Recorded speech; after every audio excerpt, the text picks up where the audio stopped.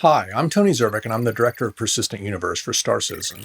Today I'm going to give you an update on how some of the back-end architecture and systemic functionality is coming along, what sort of progress we've made over the past year, what's on the horizon, and how all of this is going to impact your gameplay experience. In order to give you a more comprehensive understanding of the long-term direction and what all of this will ultimately mean, I'm going to cover areas that are in various stages of development and will sometimes resort to illustrative examples so that the underlying concept can be made more clear. First, a quick review. Quantum is a simulation of the game universe, and its purpose is to allow things, the price of goods at a given shop, the amount of piracy near a landing zone, or what missions are being offered, to evolve and change over time in logical and realistic ways. It does this by simulating hundreds of thousands of lightweight NPCs called quanta, whose AI logic is focused on just those aspects needed to produce the required information. Based upon a small list of attributes, each quanta makes its own decisions using the same resources, shops, and jobs as players. The simulation will need to calculate many millions of decisions per minute, and thus the AI behavior of quanta is focused on the most economically impactful details, which lets quantum focus all of its processing power on just those things that truly matter. Every quanta possesses its own unique set of attributes that influence how well it performs and how it perceives opportunities. The initial implementation of attributes will have two main categories, proficiencies and traits. Proficiencies act like a multiplier on how well quanta perform a given task. Different jobs will require different proficiencies, and higher proficiencies will equate to superior execution. Traits describe what kind of jobs a quanta prefers to do by modifying their perceived value of the job. Each job will have a specific alignment, and when a quanta's traits match up with the job's alignment, they will perceive the payout of that job to be higher. To illustrate the concept, let's take two jobs on either end of the aggression scale and suppose, for now, that they pay out the same.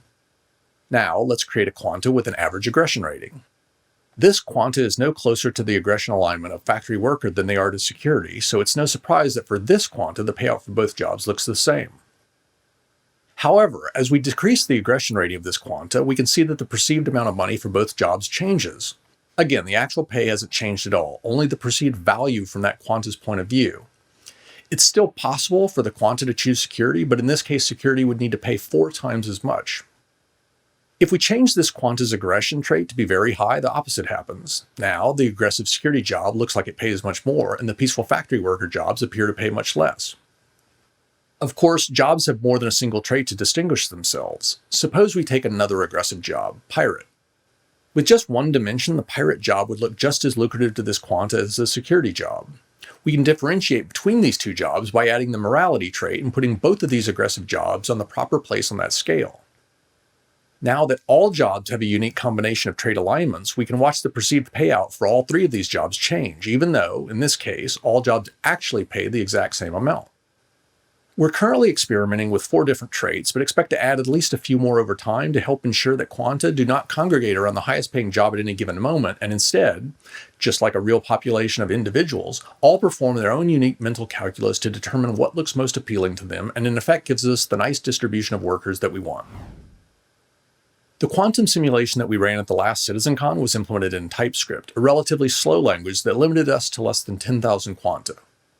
All of that logic has since been rewritten in C#, and a lot of time and effort invested into optimizing the threading and resource locking, which wound up increasing performance by more than 2 orders of magnitude. Stanton is one of the more complex solar systems and will require about 50 to 100,000 quanta in order to achieve the required fidelity, which means we've got a lot of extra headroom without any additional performance tuning to support upcoming solar systems like Pyro. Much like a real economy, quantum produces a tremendous amount of data, and there are countless ways to adjust the simulation. Finding a combination that produces the desired results is difficult, and in order to solve this problem, we created Odin, a plugin for the Python-based JupyterLab environment. Odin is a powerful web-based tool that allows for real-time data interpretation of the game's dynamic and complex economy based on the actions of both players in the live game and quanta. Here, I'm using Odin to simultaneously show all of the graphs related to the economy of aluminum, where it's mined, refined, manufactured, and sold around the Stanton system. It's a bit overwhelming, so I'm going to refine the search by adding the word buying to the Graph Explorer. Before seeing the actual graphs, we can preview which ones our search has identified, which is very useful in more complicated search scenarios. In this case, though, we've already whittled things down to a manageable size, so I'm going to jump to the actual graphs. Everything looks pretty healthy. You can see the cyclical nature of commodity prices, a sign that we're on the right track and getting the economic modulation we want. All of these graphs are updated from the simulation in real time, and we can zoom in on particular time periods of interest, which is invaluable when trying to figure out exactly why the availability of a critical resource dried up or the price of something went through the roof. With such a complex system, it's often difficult to predict what sort of information we might want to inspect, and Odin was therefore designed to be extremely flexible and adaptive. One particularly powerful data analysis tool that we developed allows us to view the flow of goods and services from a high-level perspective. We call it the Laissez graph, and it can dynamically target economic flows and animate transitions so that we can visually see how things change over time. Here I've selected a number of different product nodes, and you can see all of the economic relationships for those items laid out on the graph. The graph allows us to switch between several key flows, like the volume of goods, the flow of UEC, and even the value density of specific routes in the universe. The nodes are ordered by greatest to least economic activity, and changes over time will reorder them. We can thus detect important shifts in the economy simply by observing how the nodes adjust their position. This tool can inspect both real-time and historical data, so we can step back in time and see the progression of factors that caused a problem to develop and what could be done to remedy it. When inspecting a segment of time, you can see elements of the economy phasing in and out, depending upon whether or not they were relevant during that period. Often we'll want to dig into a particular material to investigate how that material flows throughout the economy. With the Laissez graph, we can choose a material like aluminum, and then all of the items that metal is used to construct, which immediately gives us an intuitive view of the relationships between manufacturing recipes and system-wide logistics from a bird's-eye view. Here, it looks like most of the raw aluminum in the economy is being funneled into items that are being sold in shops on Crusader and ArcCorp. After a while, though, the shops at Crusader run short of inventory and stop selling such goods, and all the sales move to Hurston and ArcCorp. As new materials, recipes, and items are added to an increasingly complex universe, and player behaviors shift, we'll frequently run into such problems, and analytical tools like the Laissez graph will be invaluable in helping us to quickly identify such issues and determining what needs to be done to restore balance. Player actions are fed back into Quantum so that it can factor that data into the simulation, and Odin can evaluate that information just as easily as it can that derived from Quanta. It's fully linked into the law system, for example, and can thus generate a heat map showing where players are committing specific crimes. If there's too much PvP in an area that's supposed to be secure, we might add more security, place additional turrets, or increase the penalties levied by the law system. To be clear, Odin's analytical and statistical capabilities will be of extensive benefit to the quantum simulation too, as they'll allow it to better understand how to adjust various dials and levers to allow for a dynamic universe where things logically ebb and flow and everything functions as part of a larger, more complex machine. Quanta focused on transporting goods, for example, will demand a price premium based upon how much risk they'll be exposed to on their route, and Odin can sort all of the possible paths they might take by risk, fuel consumption, or whatever other metric they wish to consider so that they can decide whether they're interested in the job, and if so, what sort of payment they would require. Here's a bar graph showing where all of these felons are spending their time, and another one showing how they're spending their money. Odin can identify the most popular mining sites, as well as what materials are being extracted from those locations. It knows what sort of ships players are flying, how many players are on board, and what sort of ships they're squaring off against. Odin has complete knowledge of the mission system, which allows it to map player positions against the missions they've accepted. In one shot, then, we can get a sense of which missions players find most interesting, so that we can focus on creating more of that type of content, and where those missions are taking them so that we can understand sections of the solar system that are underutilized. One of the most interesting graphs we've created is this one that measures mission design quality. Each circle represents a mission, and larger circles indicate that more players have done that particular mission. The x-axis details the percentage of players that successfully completed the mission out of all of the players who completed it, and the y-axis denotes the percentage of players that finished the mission even if they failed it. This exposes all sorts of interesting insights to us. Low positions on the graph, for example, indicate that most players are getting a result other than success or failure. They're either abandoning the mission or disconnecting, neither of which is good. Positions on the far left mean that most of the players that undertook that mission failed it. The lower left quadrant signifies missions that are abandoned frequently and fail when they aren't, which likely points to a problem. Missions near the lower right have a high success rate, but are frequently abandoned, possibly indicating that they're too easy or boring. The most interesting missions are in the upper middle. They're frequently played through to the end, but aren't always successful. These are the missions that are both engaging and difficult. We use information like this to tune the simulation, but also to give us basic feedback on what sort of missions players find most appealing and where problems reside. The refining gameplay that was released late last year made use of a couple of new back-end services. The job service is more general purpose and will also be a key component in the implementation of a number of other upcoming features, including everything from cargo loading and unloading to repair, refuel, and restocking services. The refining service provides game servers with the ability to retrieve a refiner's available processing capacity and a price quote for a given quantity of material with the specified speed and quality options. These new services exemplify the way that development nowadays often proceeds, which is to ensure that all of the linkage to and from the data source is properly abstracted from the start, such that once Quantum can provide the necessary data, we can flip a switch to activate it. Previously, when Quanta traveled to a planet or a moon to mine a resource, they picked a random location on the surface. This meant that Quantum wasn't yet capable of generating the spatial fidelity we needed so that we could properly determine exactly where NPCs should and shouldn't be found.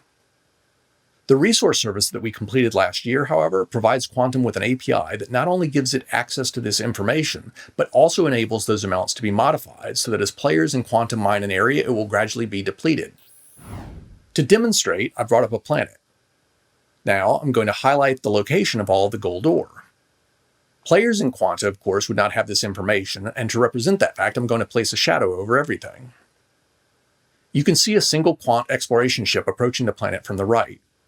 As it travels across the surface, it will unveil the quantity and location of that ore, visually represented by removing the shadow, and then broadcast that information to other Quanta within its organization. It has discovered a huge vein of valuable ore, and Quanta miners have now started arriving en masse to extract it.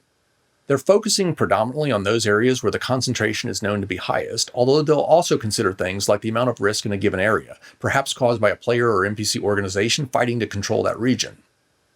I'm running this at an accelerated rate, and you can see that the amount of ore at that first large site is declining rapidly. The explorer has now discovered a second field of gold ore near the equator, and because the original deposit has now been mined so extensively, what remains is more time-consuming and difficult to extract, and is thus relatively less attractive. The Quanta have figured this out, and most of them have started to focus their attention on the newer site. Taken together, these new features allow Quantum to generate a lot more detailed information, which will in turn result in a better and more realistic gameplay experience. Quantum will know where exactly on the surface of a planet NPCs might be found and what they should be doing. It will understand the value of knowledge and factor its acquisition, sharing, and sale into its calculations, including what any information you eventually attempt to sell would be worth. Quantum has now been pretty thoroughly integrated into our backend architecture, and the service will be built and shipped with all future releases of the game, which took a considerable amount of time and effort given how different some of its tools and technologies were versus what we had already set up and configured. There is still a tremendous amount of work to do on the simulation side, but we are getting close to the point at which portions of its simulated data will be an improvement over the algorithmic logic embedded into various services. We're going to do a bit more testing before we enable it to start injecting that data into the live game, though, and even then we're going to start very small and limit the focus to a few select areas so that we can work out any problems. The first couple of commodities for which Quantum will gain the ability to dictate the price will be fuel and repair materials. We're also going to allow it to control the amount of piracy and possibly transport freighters and security in a few test locations, but keep in mind that until more of the data behind the curtains is exposed, the modulation may at times seem a bit arbitrary. We're going to be more aggressive with service beacons, and will soon move most of that responsibility, the type of beacon being offered, the location, the reward, and the difficulty, to Quantum. Our primary focus right now is less on getting a lot of data moving back and forth, and more on getting all of the technological plumbing working properly. In order to properly calculate fuel prices, for example, Quantum needs to have a concept of fuel, what type of ships Quanta are using, and fuel efficiency, none of which it previously had. In order to gauge the demand for repair services, ships in the simulation need a concept of damage, which didn't previously exist. There's often a lot of service work involved in allowing new types of data to flow between Quantum and the game. With iCache now largely complete, we've been able to shift some resources around, and within the last month have now doubled the number of engineers working on the systemic functionality. As a result, we're now in the early stages of a number of critical new services, including everything from the air traffic control service that's required for server meshing, to the NPC scheduler that will enable dynamic populations, to the virtual AI service that is necessary for the next major feature I'm going to discuss. Star Citizen's AI architecture is broken up into 3 distinct levels. The high-fidelity characters that you see in the game execute subsumption logic on a server, and this is far and away the most computationally expensive of the three types of AI. It's got a similar sense-think act cycle as the other AI, but because you can see the NPCs as they execute their tasks, there's often little to no potential for cheating or simplification. Something as simple as sitting in a chair requires a lot of item searching, animation, raycasting, collision detection, and more. This is a problem because in Star Citizen we're trying to simulate entire solar systems, and we can't afford to execute this kind of expensive logic for tens of thousands of characters that players can't even see. So we do what many games do and temporarily suspend any AI that's not in proximity to a player. This creates another roadblock though, because you can't effectively simulate an economy when portions of it are constantly being shut down and restarted, and it's the fundamental reason why quantum exists. Merging these two AI extremes, subsumption and quantum, solves our basic problem. NPCs look and act exactly as you'd expect when you can see them, and the universe's economic wheels always remain in motion. There's one major flaw, however, with this solution. The heavyweight subsumption NPCs that you can see and interact with don't execute any AI logic when you're not around, and thus they're severely limited in what they can do and when they can do it. Solving this issue is the responsibility of a middle tier of systemic logic that I call virtual AI. Virtual AI allows virtual NPCs, VNPCs for short, to seamlessly transition back and forth between the fully realized and physical world of subsumption and a far more efficient intangible back-end ether where they retain the ability to interface with elements of the systemic architecture just like a player. This technology is going to unleash a lot of new and exciting gameplay, but it's going to take more than a few sentences to properly explain what I'm talking about, so let's walk through it all in more detail. This is the Stanton solar system. You can see the 4 planets: ArcCorp, Hurston, Microtech, and Crusader. I'm going to zoom into the Crusader planetary area, and you can see its 3 moons, Yela, Daymar, and Selen, and the space station Port Olisar. You can imagine looking at that station, hundreds of NPCs going about their lives. This is how you think of the universe, always in motion, always changing, always real, regardless of whether you're actually looking at it or not. As I mentioned, though, that's an illusion. We can't afford it. When you're not looking, the server deactivates and unloads a lot of unnecessary baggage, but a wide assortment of back-end services retain knowledge of everything that really matters and provide an active interface to those systems. NPCs outside of landing zones are treated differently. Quantum accumulates statistical information for where NPCs should reside and what they should be doing from its quanta, which allows us to determine how often you should see a pirate or what a freighter you run into should have in its cargo hold. These areas are called probability volumes, and the important thing to note is that the NPCs they create are ephemeral. They pop into existence for a brief moment so that the area you're viewing looks like what Quantum says it should, and once they're sufficiently far from any players, are completely and forever destroyed. I'm going to add a player here, which you can see off to the left. As they pass by Daymar, they're in range of a probability volume that eventually decides they should encounter a pirate. So a pirate is created and engages the player, and after a bit the player decides that they're outmatched and decides to run. Once they're sufficiently far from that NPC, it's destroyed. It doesn't persist in any fashion and you'll never see them again. The player continues traveling to Port Olisar, and the translucent green wireframe indicates that the area isn't loaded on the server, and thus the subsumption AI isn't active. I'm going to add a VNPC in a moment, but first let's quickly recap what makes them so different. VNPCs always execute some form of AI logic, regardless of whether or not they are in proximity to a player. Virtual AI is extremely lightweight and computationally efficient, stripping out all of the expense related to visuals and unnecessary details, yet retains the full ability to interact with the game in the ways that truly matter. Virtual AI executes within a backend service and can thus easily be scaled and doesn't put any load on the servers. VNPCs can seamlessly transition back and forth from lightweight, back-end-driven AI entities to full-blown, subsumption-driven NPCs, and are thus indistinguishable from an NPC that really did execute expensive subsumption logic all the time. Lastly, VNPCs gradually build up their own unique histories as they live out their lives. They evolve. Okay, so back to the example. Once the player gets close enough to Port Olisar, that area is streamed into existence, loaded onto a server, and the NPCs initialized to resume whatever they should be doing at that time of day. Now I'm going to introduce a VNPC pirate near the player, and they're going to immediately attack. After a few moments, the VNPC comes out ahead in this battle, and the player is killed. Because their crime was committed in range of an active comm it's recorded in their character history along with the time and location of the felony.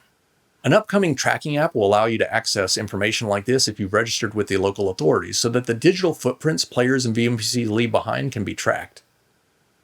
This VNPC's name is Dragon, and since they're now wanted in this jurisdiction, the comm has affixed a real-time marker to his position. With the only player in this area dead, the server now streams Port Olisar and the comm array out, but as I previously noted, VNPCs aren't destroyed like a regular NPC created from a probability volume, and their logic isn't suspended like an NPC at a landing zone. Instead, VNPCs simply transition from their physicalized state, where authority over their actions is controlled by subsumption logic executing on a server, to their native ethereal state, where their virtual AI executes on the back end. Dragon now begins to exit the area, and the comm array continues to track his position until he passes out of range, at which point the real-time information converts to a last known position report. He's decided that he needs money and he's a bit risk-averse, so he elects to head all the way out to Yellow, where there are quite a few transport freighters carrying valuable ore and little in the way of security. Okay, Dragon has arrived at Yellow's asteroid field and has now crossed back into range of another active comm array, so his real-time position is now once again being reported as indicated by both the character history and the tracking marker. There aren't any players in this area, and thus none of this is streamed onto a server. Everything you're seeing is a result of a variety of different services communicating with one another. VNPCs trigger probability volumes just like players, and Yellow's shows that there's quite a bit of freighter traffic in this area. So, Dragon won't have to wait very long before he generates an encounter. There's one. Dragon just caused the creation of a freighter, which itself becomes a VNPC so that it can react to what's happening via its own virtual AI. Dragon now engages the freighter. He starts firing on it. He's still within range of an active comm array, and thus this latest crime is added to his character history. He's now wanted for both murder and piracy, and the bounty on him just jumped from 6 to 10,000 UEC. Increasing the size of their rap sheet and the price on their head is one of the simplest forms of VNPC evolution, and over time we'll look to add additional ways for VNPCs to grow and increase their influence, from recruiting followers in an attempt to become a shipping magnate or a crime boss to offering their own missions. The captain of that freighter isn't going to surrender so easily. He's broadcast a combat assist service beacon that players can choose to accept, and he's offered a 3,000 UEC reward for his protection. Unfortunately for him, he's pretty heavily outmatched, and he's quickly destroyed, causing the service beacon to expire before anyone can come to his aid. Bits of information like this are fed back to Quantum, and in sufficient quantity will cause all sorts of things to change. How much security patrol missions in that area pay, what transports that have to travel through that area will demand as a risk premium, and how much a ship in distress will offer for someone to come to their aid. The freighter's destruction has left some debris and possibly a few items of value, so if a player had already been en route, they might arrive to find the aftermath. Another murder has now been attributed to Dragon, and the bounty on him just once again jumped, this time from 10 to 14,000 UEC. He took a bit of damage from that encounter and is eventually going to need some repairs. A harder working pirate might look to plunder a few more freighters before heading back, but Dragon's personality attributes indicate that once he's got enough cash to cover the basics, he's more interested in drinking and gambling than piracy. So, he leaves the area, and once again the real-time location tracking ceases once he's out of range of the comm array. He's heading back to Port Olisar, which is the closest location that has everything he wants. A fence to sell his stolen goods, shops to repair and restock his ship, and a bar where he can spend the remainder of his cash. The comm array near Port Olisar has been disabled, which means that Dragon's position isn't updated upon approach.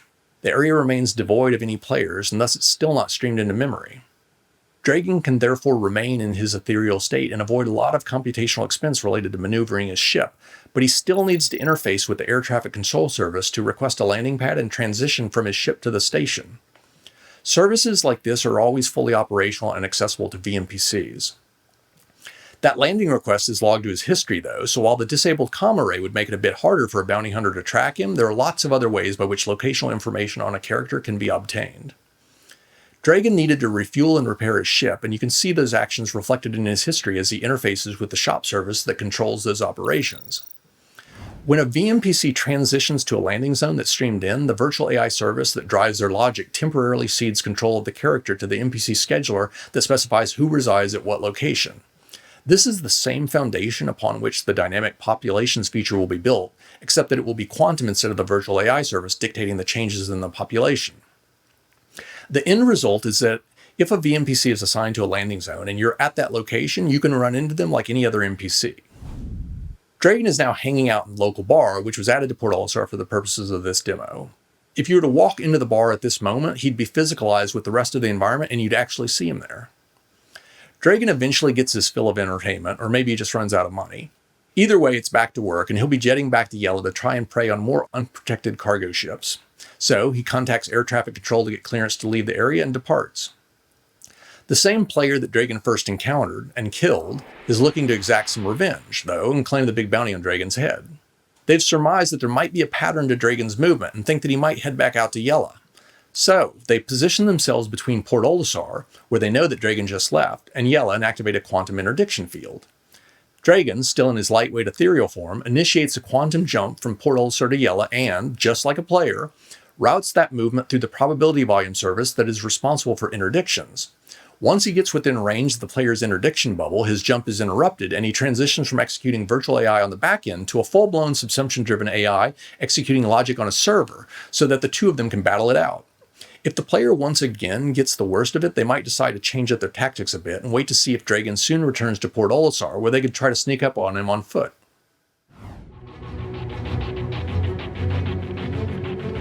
The ultimate objective for Star Citizen has always been a dynamic and evolving universe.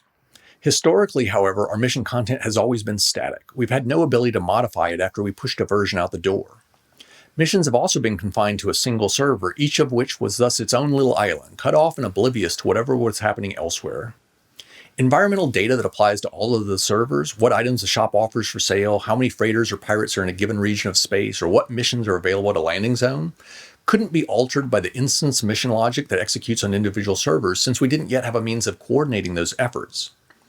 The end result has been a universe that often feels static and fails to offer sufficient variety.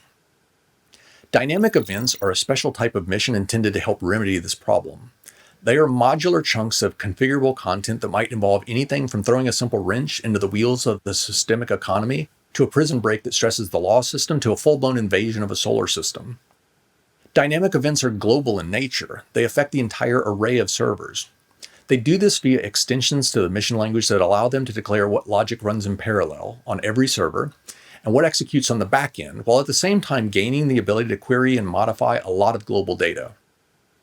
This allows us to keep the critical elements of these scenarios synchronized across all the servers, while retaining the flexibility for every server to have its own unique state.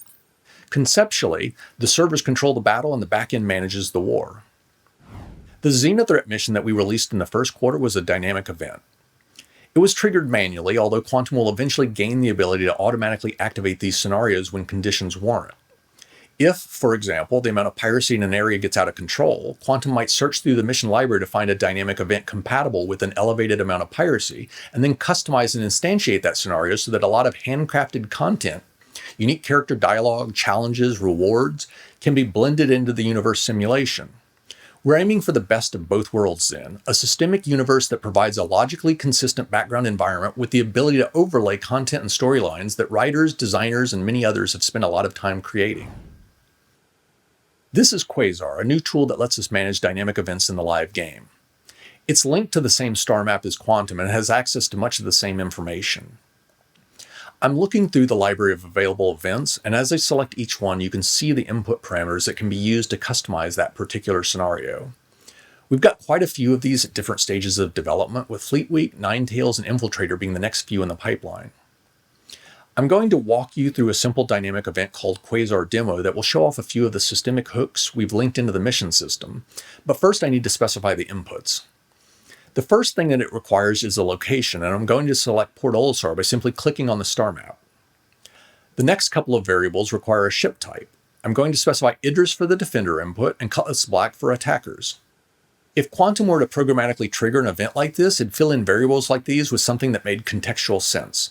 So, for example, it'd be looking at what sort of ships were in the area where the event would be activated to determine what it could consider. The next variable relates to difficulty, which in this particular case has simply been configured to dictate the speed at which enemies will appear. The last input, enemies remaining, indicates how many enemies must be destroyed in aggregate across all of the servers in order for the war phase to be completed and the victory phase to be activated. I'm going to set this to 10. With everything configured, I can now activate the event. Quasar communicates this request to the Dynamic Mission Service, which then initializes the backend logic, allocates the global variables, sets up the phase conditionals, informs all of the servers to start any instance logic the event might contain, and quite a bit more. I'm now going to flip over to Quasar's Active tab so that we can check the event's real-time data. You can see that there's currently just a single event active, but we could just as easily activate multiple and give each of them a different set of inputs. Dynamic events organize changes to backend data in coordinated chunks of logic called phases, and the phases that have been created for this event can be seen at the top right. They're all inactive now, hence the red color, and will turn green if their conditional evaluates to true, at which point their embedded logic would execute. The event's global variables are shown below that, and it's in this area that you can see the enemy's remaining variable for which we previously specified an input value of 10. Lower still are the functions for this event that have been marked external and which allow us to manually or programmatically call functions to customize aspects of the event after it's already been launched. The list of items that a shop offers to buy or sell has always been static. Phases, though, can include shop modifiers, which open the door to dynamically changing all sorts of shop-related information. To test this, I'm going to bring up a client window so that we can see what Morphologis' admin office is currently buying. I've minimized the inventory for this test, so I'm only expecting to see a couple of items. That's the full list right there, just hydrogen and processed food. The modify shop phase has been set up to activate when the backend variable called current phase has a value of 1, so I'm going to set it to that. The phase just turned green, meaning that it's enabled, and any changes to the backend data have now been applied. It applied a shop modifier to crank up the demand for food at Morphologis, so let's see what's happening to the price. It was stable for a long time with just some minor fluctuations. Now, though, it's gone through the roof, the direct result of all that increased demand. So players and Quanta would be incentivized by higher prices to help correct this imbalance in the economy. This phase also had a shop modifier add a new item for purchase, and you can see that Quantum already knows about it. I'm going to flip back to the client, though, so that we can verify that this really did affect the inventory within the game. Sure enough, the shop is now looking to purchase a new item, medical supplies. Manual control over the economy like this is not intended to be a substitute for Quantum's systemically derived adjustments, but simply gives us the ability to occasionally nudge the system in a particular direction to add some interest or layer a compatible story onto the background environment or an existing trend. Quantum will then take these influences, factor them into the simulation, and output how everything changes in response so that all of the rough edges are smoothed. While we're looking at prices, I want to show off another new feature that will go out the door within the next few months. As designers gain the ability to write mission logic that can properly affect systemic change, temporary price imbalances will become more common, and we wanted to have a way for the system to actively reach out and inform you rather than relying upon you constantly having to check in on an area to discover that there's an opportunity. If we wait just a bit longer, the admin office is going to reach a point where it's so desperate for food that it's going to start reaching out, looking for ways to obtain more supply. It will do this by sending a message that will be recorded in a special area of your journal reserved for price alerts, which is basically a precursor to being able to create and post missions. You can see the message there indicating that the Morphologis admin office needs food and what they're willing to pay for it. This feature gives designers the ability to dictate at a systemic level how shops will respond to inventory gluts and shortages, and this functionality will soon be extended to things other than commodities. An area suffering from too much piracy, for example, might offer to pay mercenaries to come to their aid. This is fundamentally different than the brute force tactics we currently rely upon to create missions and dictate when they're available, and it's far more flexible and powerful. What you're really seeing here are the first signs of the dynamic mission system starting to flicker to life, and once it hits full stride, it's going to transform the gameplay experience. Next, let's take a look at how dynamic events allow encounter probabilities and interdiction frequencies to be adjusted. This is the probability volume around Morphologis. You can see that piracy, the red curve, and security, the blue, are inversely related. All things being equal, if you increase the amount of security, you'll get less piracy and vice versa. Security tends to congregate closer to the landing facilities and dissipate as you get farther out, and thus piracy tends to gradually increase with distance. The likelihood of an encounter is represented by the height of the curve at that distance. Notice that the chances of running into a freighter, the green curve, is pretty much constant because once a ship has decided to make the journey to or from Morphologis, it's committed. They've already decided whether or not the risk is worth the reward of traveling the full route. I'm now going to activate the lockdown phase of this event, which is going to crank up the amount of piracy in the selected area and overwhelm security. The red curve, piracy, now has a much larger average height, equating to an increased encounter probability, and because pirates now greatly outnumber security, the curve pushes in much closer to the landing zone. The criminals are emboldened because there's no longer sufficient security to deter them. The blue curve, security, looks identical, although Quantum will, over time, start adjusting the economic levers to gradually increase the amount of security to combat the threat by offering greater rewards. Increased piracy has had an immediate impact, though, on freighter traffic, which has dropped precipitously. This means that the local economy will start to seize up. They won't be able to import food, medicine, fuel, or whatever else they need, and they won't be able to export whatever goods and services they produce. All of these knock-on effects are only possible because designers will now be able to nudge the economic gears in proper systemic fashion. Let's test one of these knock-on effects. Now that we've adjusted the encounter probabilities, let's see what that does to quantum travel in the area. I'm going to once again bring up a game client, this time so that we can watch an Avenger Titan jumping to Port Olisar. This is a short jump and the chances of interdiction would typically be very slim. Now that we've injected a much larger pirate presence around that location, however, that's no longer the case. We got ejected from our jump as soon as we got within range of those elevated pirate probabilities, which means that getting to Port Olisar just got a lot more difficult and time-consuming, and will remain that way until the threat is addressed. We're now to the point where we can allow programmatic modification of these data structures, and Quantum will soon start adjusting these automatically, so that all sorts of things within the universe start to ebb and flow. What all of this really means is that, even when you know that you can buy medical supplies dirt cheap at one location and sell them for a hefty profit at another, we can finally start to adjust some of the systemic elements to justify the disparity. In short, if you wanted to take advantage of Port Olisar's elevated prices right now, you'd have to fly the last mile at conventional speeds and we'll probably see quite a bit of combat. That's going to drive up how long it takes you to make the run. You're probably going to burn quite a bit more ammo and require more repairs than would otherwise be the case, and you might want to think about recruiting some armed escorts to help you through the dangerous areas.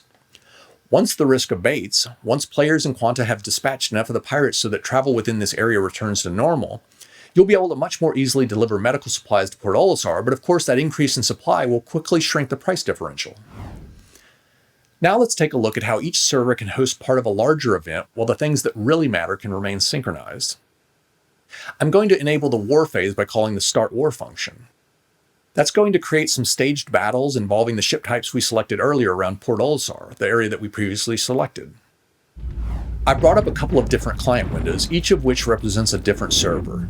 As each cutlass is destroyed on either server, the shared variable called enemies remaining is decremented. Once that variable reaches 0, the war phase will automatically terminate and the victory phase will be activated.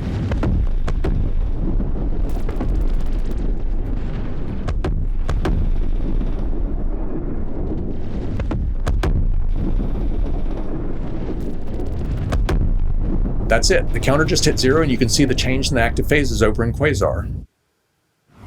That last phase, Victory, kicked off some fireworks around Port Olisar, and just like any other phase change, that will automatically be synchronized across all of the servers.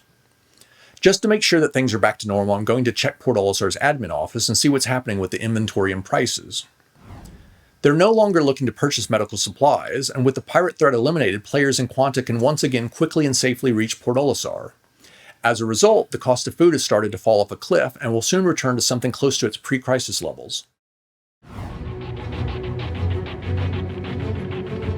I've covered a lot of ground today. Quantum has matured considerably since you last saw it. The performance issues have been resolved, it's been made compatible with our back-end infrastructure, and it's now communicating with numerous gameplay services. Lots of new analytical tools and functionality have been added, and increased fidelity in areas like quanta attributes and the spatial positioning of resources have allowed us to improve the accuracy of its output. We're now in early stage testing to allow Quantum to start pushing the first few bits of simulated data out the door and start impacting the game, and we expect to go live with these efforts later this year. The first stones in the Virtual AI Foundation were laid long ago, but it's only been within the past couple of months, as engineering resources rolled off of some other major initiatives, that the implementation effort has really started to take off. This technology will allow VMPCs the freedom to operate and evolve independently of player actions and open up all sorts of new gameplay possibilities. Bounty Hunter V2 will be the first feature to exploit virtual AI, but it's really just the tip of the iceberg insofar as what we eventually plan to do with it. Some of the Virtual AI Tech Foundation will beget other important features, like the ability to dynamically adjust the size and composition of the populations at landing zones. Dynamic events are the culmination of several major technological components coming together, from the Dynamic Mission Service to Quasar, and are already a reality. We shipped the first one, Xeno Threat, in the first quarter and have a number of others at various stages of development for release later this year and next. Many of these initial releases will serve as testing boards for new features, from shop and probability volume modifiers to spawn closets and the dynamic generation of nav meshes. Dynamic events give us the ability to modify the universe in dramatic or subtle fashion whenever we want, and to seamlessly blend those changes into the quantum simulation so that everything looks and feels natural. All of this will ultimately mean a more interesting, realistic, and exciting universe for you to explore and experience. I hope that this presentation has given you a good sense of what we've been doing over the past year and what those efforts will mean for the game in the coming one. Until next time.